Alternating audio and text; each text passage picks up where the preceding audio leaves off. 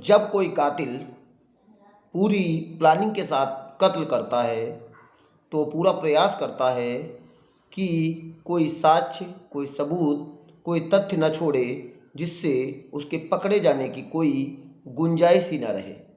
लेकिन वो भूल जाता है कि पुलिस के हाथ इतने लंबे होते हैं, अपराधी कितना भी बुद्धिमान क्यों ना हो, लेकिन पुलिस के हत्थे चढ़ ही जाता है।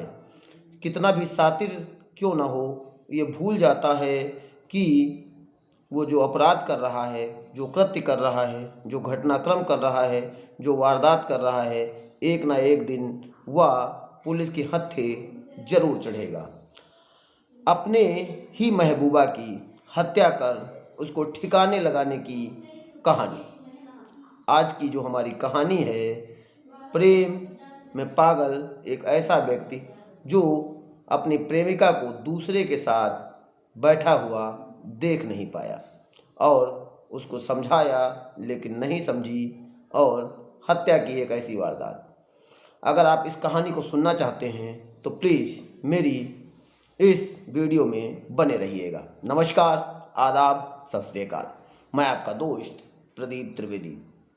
आज की हमारी जो घटना है वैसे तो 2 महीना पुरानी है, लेकिन उत्तर प्रदेश राज्य का ही एक ज़िला है संत रविदास नगर, भदोही। और भदोही का एक जो थाना आता है वो आता है गोपीगंज। गोपीगंज थाने का एक रास्ता है चकवा महावीर मार्ग। चकवा महावीर मार्ग से जो लाला नगर टोल प्लाजा है वहाँ के कुछ दूरी पर झाड़ियों में एक बक्से में अधजली लाश पड़ी हुई थी। कमर से ऊपर का पूरा शरीर जला दिया गया था जिससे उस मृत की पहचान न होने पाए। कुछ लोग वहाँ से गुजरते हैं तो एक बक्सा दिखाई पड़ता है। जब बक्सा देखते हैं तो आस पड़ोस के लोग इकट्ठा हो जाते हैं। सभी लोग जब बक्से को खोलते हैं तो उसमें 19 वर्षीय युवती की लाश थी। अब सभी लोग डर जाते हैं, सहम जाते हैं, आश्चर्यचकित हो जाते हैं और तुरंत 112 यानी कि पुलिस विभाग को सूचना दी जाती है। तुरंत घटनास्थल पर मैं फोर्स के वहाँ के गोपीगंज के जो एसएचओ सर थे श्री सदानंद सिंह जी, वह पहुँचते हैं मैं फोर्स के साथ। तुरंत फॉरेंसिक टीम को बुलाया जाता है, जांच पड़ताल कराई जाती है, सारे फोटोग्राफ्स लिए जाते हैं और डॉग स्क्वाड को बुलाया जाता है। डॉग स्क्वाड आता है, लेकिन कहीं से उस लाश को निकाल कर बाहर लाया जाता है तो लाश बक्से में एक रबड़ से बांधी गई थी जिससे उसके शरीर को सिकोड़कर उस बक्से में आसानी से रखा जा सके। और उसके कमर के ऊपर का पूरा शरीर जला हुआ था जिससे ये लग रहा था कि चेहरे की पहचान को छुपाने के उद्देश्य से अपराधी ने ऐसा किया है। उसकी फ़ोटोग्राफ को सर्कुलेट किया जाता है, अन्य थानों में भेजा जाता है, आस पड़ोस के लोगों से भी पूछताछ की जाती है, जांच पड़ताल कराई जाती है, लेकिन कहीं से भी ये पता नहीं चल पा रहा था कि वो लड़की कौन है। अब ऐसे में पुलिस इसको 2 सितंबर 2023 को ये लाश बरामद हुई थी। उधर बनारस में 3 सितंबर 2023 को एक महिला अधिवक्ता वकील अपनी बेटी की गुमशुदगी की रिपोर्ट वाराणसी का एक थाना है सिंघा, वहाँ पर दर्ज कराती है। अब भदोही व आसपास के थानों में उस फोटो को सर्कुलेट किया गया। फिर 100 का पंचनामा भर के पोस्टमार्टम के लिए भेज दिया गया। पोस्टमार्टम रिपोर्ट भी आती है। पोस्टमार्टम रिपोर्ट में उसको लड़ा के चोट के निशान थे और गला दबाने से हत्या की पुष्टि होती है। जब एक युवती की सिगहा थाने में गुमशुदगी की रिपोर्ट दर्ज थी, उन्होंने भी अपनी बेटी को बहुत ढूंढा था, बहुत प्रयास किया था, जहाँ भी वो जा सकती थी तो उसका भी प्रयास किया था। ऐसे में पुलिस के लिए भी ये ब्लाइंड मर्डर था, इसकी जांच पड़ताल करना बहुत ही अनिवार्य हो गया था। और जब यह घटना पुलिस के उच्च अधिकारियों ने सुनी तो वो भी घटना स्थल पर पहुंचे थे। ये पूरे मिर्ज़ापुर, बनारस मंडल और आसपास के जिलों में बहुत सनसनीखेज वारदात थी। ऐसे में वहाँ की जो एसपी थी श्री डॉक्टर मीनाक्षी कात्यायन और जो अपर पुलिस अधीक्षक थे राजेश सर, वो भी पहुंचते हैं। और वहाँ के जो सीओ थे श्री प्रभात राय, वो भी घटना स्थल पर पहुंचते हैं। जब वहाँ की एसपी डॉक्टर मीनाक्षी कात्यायन जी घटना स्थल पर पहुंचती हैं तो वो DIG Mirzapur range Shri RP Singh को भी सारी सूचना देती हैं और डीआईजी आरपी सिंह जी भी घटना स्थल पर पहुंचते हैं। सर्विलांस टीम को लगाया जाता है, एसओजी टीम को लगाया जाता है और जल्द से जल्द इस केस को खुलासे के लिए लगाया जाता है। लेकिन ये जो केस था वो पूरी तरह से ब्लाइंड नज़र आ रहा था, पूरा ऐसा नज़र आ रहा था कि इसकी पुष्टि ना हो, क्योंकि चेहरा भी सही से पहचान में नहीं आ रहा था। ऐसे में उस गुमशुदगी के आधार पर उस महिला को उस जहाँ पर लाश को पोस्टमार्टम करने के लिए रखवाया गया था वहाँ लाया जाता है। वो इसको देखने के बाद इसकी पुष्टि कर देती है कि ये मेरी ही बेटी है। अब उन्होंने गुमशुदगी जो दर्ज कराई थी वो सिगरा थाने के कंचनपुर गेट के भिखारीपुर के रहने वाले उपेंद्र श्रीवास्तव वो बाबू के खिलाफ प्राथमिकी गुमशुदगी की दर्ज कराई थी। वो ये भी बताती हैं कि मेरी इकलौती बेटी थी, मेरे पति का देहांत हो गया था, मेरी ज़िंदगी का एकमात्र सहारा थी, मैं इसी के भरोसे, इसी के भविष्य के लिए वकालत करती हूँ और अपने जीविकातों पर बन करके जी रही थी। उधर पुलिस के लिए जांच पड़ताल करना बहुत ही ज़रूरी हो गया था, क्योंकि उच्च अधिकारियों से सख्त निर्देश थे कि जल्द से जल्द इस केस का खुलासा किया जाए। अब पुलिस सीसीटीवी फुटेज निकलवाती है, जहां पर वो बक्सा लाश के साथ बरामद हुआ था, वहां से सारे सीसीटीवी फुटेज जांच किए जाते हैं। लगभग 200 या 200 से अधिक फुटेज की जांच की जाती है। वहां पर एक सिटी कमांड सेंटर है, वहां के भी लोगों की सहारा लिया जाता है। उसमें वहां के जो टीएसआई थे श्री दुर्गेश कुमार सरोज जी और मनीष कुमार बघेल जी, उन्होंने भी इस केस को सॉल्व करने में बहुत महत्वपूर्ण भूमिका निभाई। उन्होंने महामना कॉलोनी, करौंदी, खोजवा, नुआव चौराहे पर जो भी सीसीटीवी फुटेज लगी हुई थी, सारे सीसीटीवी फुटेज की बहुत ही बारीकी से जांच की जाती है। जब पुलिस बारीकी से जांच कर रही थी, एक एक सीसीटीवी की फुटेज को निकालने का प्रयास कर रही थी, तो एक कन्हैया लाल गुप्ता जी की मिठाई की दुकान है, उनकी दुकान पर भी एक सीसीटीवी फुटेज लगा हुआ था। उस फुटेज को जब पुलिस गौर से ध्यान से देखती है तो दिखाई पड़ता है एक व्यक्ति जो कि मोटरसाइकिल पर एक बड़ा सा बक्सा बांधे हुए है, और वो बक्से से देखकर जो बक्सा वहाँ पर मिला हुआ था वो उसी बक्से से मैच कर रहा था। उससे उस गाड़ी का नंबर निकालने में पुलिस को सफलता हासिल हो जाती है और उस गाड़ी के नंबर से उस व्यक्ति की पहचान भी उपेंद्र श्रीवास्तव उर्फ बाबू श्रीवास्तव के नाम से थी। अब पुलिस को उसी के आधार पर अन्य सीसीटीवी फुटेज की भी जांच करती है, जिससे पुलिस का शक कहीं न कहीं पूरी तरह से यकीन में तब्दील हो जाता है। अब पुलिस उपेंद्र श्रीवास्तव को मुखबरों के आधार पर व सर्विलांस व मोबाइल लोकेशन के आधार पर उठाकर थाने लाया जाता है।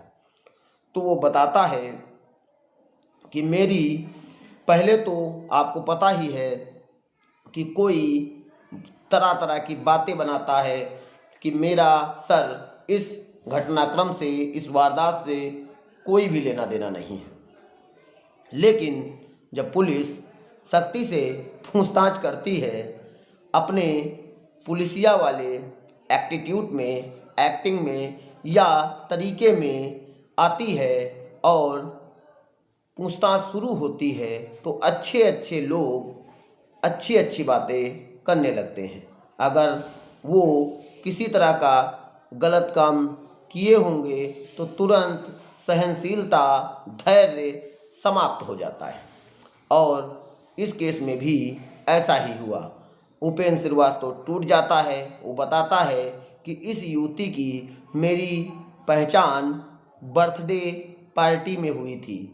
फिर दोस्ती हुई, मोबाइल पर नंबर का आदान प्रदान हुआ। उसी नंबरों से मैंने 4500 रुपये महीना किराए पर लेकर इसके जो घर था सिगरा से थोड़ी दूर पर मैं इससे मिलने आया करता था। इसकी माँ जब अपने काम से चली जाती थी तो ये वहाँ दोपहर में आती थी। हम लोग एक साथ अच्छे से बिताते थे और फिर ये अपने घर चली जाती थी, मैं अपने घर चला जाता था। उपेंद्र श्रीवास्तव ये भी बताता है कि मैं एक बड़ी कंपनी में सेल्स एग्जीक्यूटिव के पद पर कार्यरत था, जिसमें मुझे अच्छा खासा पैसा मिलता है, और जब मेरी इसकी दोस्ती हुई तो मैं इसको दिल और जान से चाहने लगा। लेकिन मैंने एक बार देखा कि ये मेरे मिलने के पश्चात किसी और लड़के से भी मिलती है और लड़के से भी इसके संबंध हैं। मैंने एक दो बार देखा, इसको समझाया, लेकिन इसके समझ में नहीं आया।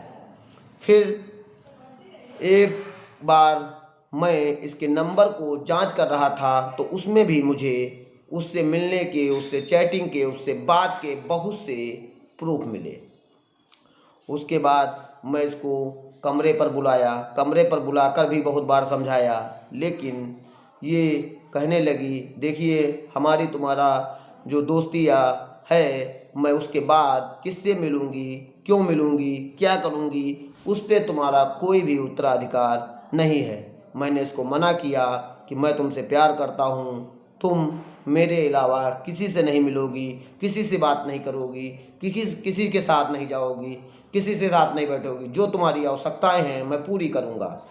इसके लिए मैंने बहुत बार समझाने पर जब नहीं मानी तो मेरे गुस्से का उबाल और फैल गया, मेरा दिमाग खराब हो गया, मैं पागल सा होने लगा। मुझे लगा कि मेरे किए कराए दोस्ती और प्यार पे पानी फिर गया है, मेरे प्रेम को कोई और खींचे लिए जा रहा है। मैं नौकरी में मेरा मन नहीं लगता था, कहीं ना कहीं आए दिन मैं परेशान सा रहने लगा। ऐसे में मैंने प्लान बनाया, अगर ये नहीं मानती है तो मैं इसको रास्ते से हटा दूंगा। ऐसी भावनाएं प्रेमियों के मन में जागृत हो जाती हैं। उनको लगने लगता है कि जो अगला व्यक्ति है वो सिर्फ मेरा ही है, वो ना ही किसी से बात करे, ना ही किसी से मुलाकात करे, ना ही किसी से अपने जज्बात शेयर करे, और ना ही वो किसी के साथ उठे बैठे कहीं जाए आए, सिर्फ वो मेरी है और मेरी ही बनकर रहे। ऐसे में मैंने अपनी प्लानिंग के मुताबिक 1 सितंबर 2023 को उसको उसी कमरे पे बुलाया।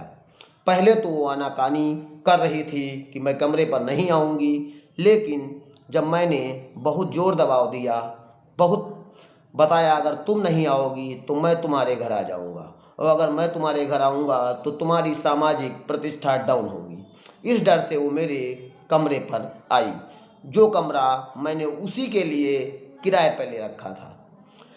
फिर मैं उससे विनम्रता से, प्यार से, मोहब्बत से कह रहा था कि उसको ना मिलो, उससे बात मत करो, उसके साथ ना जाओ, लेकिन उसका पहले की तरह ही जवाब था कि मैं उससे मिलूँगी, जिससे मेरा दिमाग खराब हो गया, मैं पागल सा हो गया। उस पागल सा होने के कारण मैंने उसको दीवार में लड़ा दिया। दीवार में लड़ाने के बाद जब वो बेहोश हो गई तो मैंने गला दबाकर उसकी हत्या कर दी। अब हत्या करने के बाद मैं उस शव को ठिकाने लगाने का दिमाग लगाने लगा। फिर मैंने वहाँ के ही मार्केट से एक बक्सा खरीदा। एक ऐसा बक्सा जो आपने देखा होगा शादी विवाहों में लोग यूज करते हैं, जिसमें लड़कियां अपने घर सामान के रूप में ले जाती हैं। बड़ा बक्सा था, जिसमें देखा होगा आपने कि ज़्यादा सामान आ जाए। उसी बक्से में मैंने उसकी लाश को पैरों और हाथों से ऐसा बांधा कि उसी बक्से में आसानी से रखा जा सके, और फिर मुझे इसको ठिकाने लगाना था। इसीलिए बॉक्स को बांधने के लिए मुझे जो रबड़ की बांधने वाली रस्सी आती है, उस रस्सी को भी मैंने खरीदा था, जिससे उसको आसानी से बांधा जा सके। उससे बांधकर मैं इसको ठिकाने लगाने का प्रयास कर रहा था। लेकिन जब मैं बनारस से निकला और निकलने के बाद मैं भदोही की तरफ चला, तो लगभग 50 किलोमीटर के सफ़र में कहीं ना कहीं कोई ना कोई मिल जाता था। पुलिस की वैन भी जगह जगह दिखाई पड़ रही थी, तो मैं डरा हुआ भी था। लेकिन जब मैंने वहाँ टोल प्लाजा के पास खाली ज़मीन, एकांत ज़मीन देखी, जो कि चकवा महावीर मार्ग से लाला नगर टोल प्लाजा के पास, तो मैं जल्दी से इसको उतार कर फेंक दिया। और मुझे लगा कहीं मैं पकड़ा ना जाऊं, इस लड़की की पहचान ना हो, तो मैंने गाड़ी में पेट्रोल पहले ही भरवा लिया था और उससे पेट्रोल निकाला और उसी बक्से को खोलकर उसके शरीर के ऊपरी भाग में, कमर से ऊपरी भाग में पेट्रोल छिड़क कर आग लगा दी, जिसके से चेहरा क्षतिग्रस्त हो जाए और इसकी पहचान ना होने पाए। पुलिस ने उसके दिए गए बयानात के आधार पर उसको और उसका जो बक्सा खरीदा गया था, उस बक्से की दुकान वाले का बयान दर्ज किया गया। उसकी जो सीसीटीवी फुटेज मोटरसाइकिल पर बक्सा बांधे हुए दिख रही थी, सारी एक एक फोटोग्राफ्स को निकाला गया। उसके बाद जो रबड़ की रस्सी लाया था उसका भी बयान लिया गया। सारे तथ्यों को, आधारों को और सारी सामान को सुरक्षित पुलिस ने केस के लिए सुरक्षित कर लिया और इसको जिला एवं सत्र न्यायाधीश के समक्ष प्रस्तुत कर जेल भेज दिया गया। अब पुलिस चार्जशीट फाइल करने की तैयारी कर रही है। लेकिन आज का हमारा जो केस है, आपने देखा होगा कि इस केस में एक प्रेमी और एक प्रेमिका, और उस प्रेमिका का दूसरे से मिलना, बात करना, दोस्ती करना, क्या दोस्ती सिर्फ प्यार ही हो जाती है? ऐसे में पहले प्रेमी से, जिसको एक दोस्त है या प्रेमी है, ऐसे मना करने पर, ना मानने पर उसकी निर्मम तरीके से हत्या कर देना कहाँ तक उचित होगा? लेकिन आपने देखा होगा ये जो प्रेम या जमीन या जायदाद या संबंध, अवैध संबंध, इन संबंधों की वजह से हमारा समाज क्राइम की ओर अग्रसर होता जा रहा है। ऐसे क्राइम से बचने की अत्यंत आवश्यकता है। ऐसे अपराधों से निजात पाना अत्यंत आवश्यक है।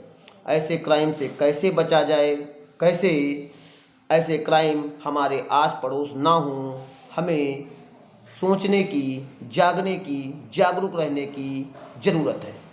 आप सभी लोग जागरूक रहें, सतर्क रहें, सावधान रहें और दूसरों को भी सावधान व सतर्क करते रहें। मेरा मकसद किसी को चोट पहुंचाना नहीं, बल्कि क्राइम के प्रति जगाना है, क्राइम से बचाना है। धन्यवाद। जय हिंद, जय भारत।